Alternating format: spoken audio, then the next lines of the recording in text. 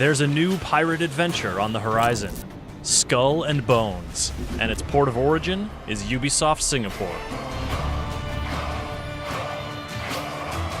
Just to be able to tell people, hey, I'm working on a pirate game, and it's the pirate game we've always dreamed about. We've always dreamed of playing this game. That resonates with a lot of us that really have dreamed about making the ultimate pirate game. Nobody ever played pirate by themselves. While working on Black Flag, at the end of it, we tried to put two players together, and it was just amazing. Like that very simple experience, just two ships with those great cannons, all that firepower that you give to the player, and you blow everything. It was just super cool. We already knew that something great could come out of that. We're not making Black Flag 2.0, we're making our own game, but we really went to school on what we've done in the past. In this video, you'll learn what it takes to become a pirate kingpin, how you'll craft your fleet to aid your allies and loot your enemies, why the Indian Ocean is the true home of piracy, and how the team's experience and expertise from working on Assassin's Creed 4 Black Flag inspired them to embark on this ambitious new journey.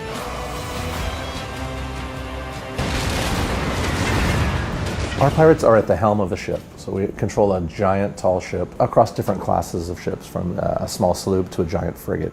The pirates themselves start out with one ship, and over time they're going to collect more and more ships. And that gives them lots of play style options and ways to take on their enemies.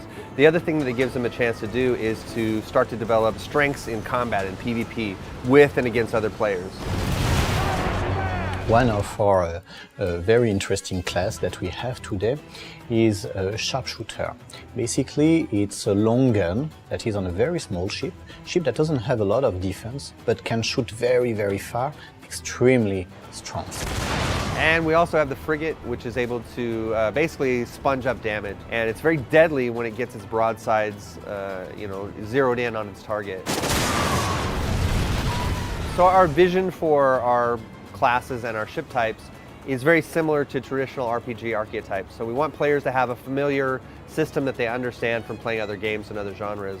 We want to give the players opportunities to have lots of these different ships, so I can, depending on my situation, switch between my ships to support my teammates or support my friends, or to betray my friend or betray my former ally. The combat that we wanted to bring was multi-dimensional, and one of the strong dimensions is the positioning. Which side of his hull is stronger than the other, but also what will be the direction and the position that will give him an advantage in terms of wind positioning. The pivotal breakthrough for the experience of navigation and combat in Skull and Bones is using the wind and the ocean itself. And for us, wind is that tactical layer that lays on top of our systemic ocean.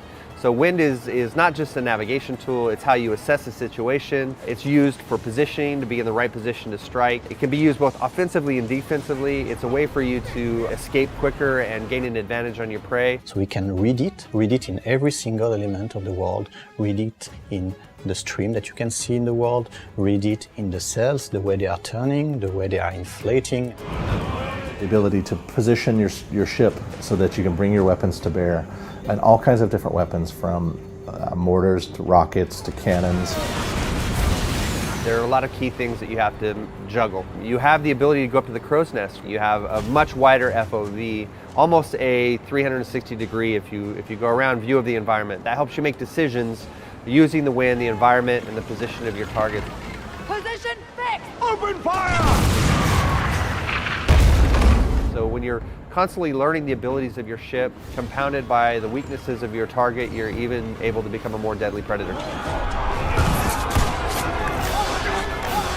We want players to feel powerful, but not all of the factions are toothless. So when the player encounters these factions, he'll have to make those decisions. Is it a target I can take on by myself? Is it something where I've got to take down using my friends? I've got to call some of my buddies and my gang and bring them online with me, or I'm not going to have a chance. The world reacts, and that's where our pirate hunters come in. They represent the VOC, and they have a vested interest in securing the safety of their merchant ships. So the more thefts, the more heists that take place, the more likely it is in the world and in Loot Hunt that the pirate hunter is going to respond and try to hold you accountable for robbing from them. I will say that the pirate hunters are something you can't tackle by yourself, and there's going to be lots of encounters like that in Skull and Bones where you have to work together with your friends. But we'll wait and see. I mean, the idea is to put these things in a world that is logical and cohesive, and I'm not going to say it's impossible. I'm just saying don't try to do it by yourself. I'm sure someone's going to try to do it. Oh, of course. And somebody will be successful, but that guy will be legendary. The Indian Ocean was super compelling for us. It's a different setting. It has all of the major ecosystems and so many different trade resources within the world that we could build a fantasy, very strong fantasy about how pirates operated and how pirates worked inside the Indian Ocean. So you have an ocean that has amazing trade winds, beautiful waters that change in color and texture and behavior from region to region. It gives us a really huge canvas for us to tell our story. We have a team who understands and lives in the middle of the Indian Ocean. And because you understand it, you can smell it almost. When we have the image on screen, we know how it looks like in real life. We know how it feels like. We understand the world as it is in the Indian Ocean. And I think that makes a lot of difference. Our game is dominated by a lot of islands and shorelines and so on. It's a bit close to what we have here in Singapore in terms of the environment. It's very tropical, there's a lot of beaches. It's a subject matter that's a bit familiar to us here. So we pay attention to the big picture, from the big composition to lighting, and all the way to the smaller details like little swaying ropes and the subtle spray from the ocean. The one thing, the adventure to go on with you as the star, your pirate is the center of this game. And then if every player is the center of the game, we make these communities and we make their own stories. And across different seasons, across different time periods, the game will live on, and we'll keep introducing new and unique content, different ships, different weapons, different items, different locations, different game modes. And I think that's what makes Skull and Bones so special, is this idea that you can create your own gang, you can have your own identity, your own flags, your own emblems, your own colors, and you can go to war with each other and build your gang up to take over the whole Indian Ocean.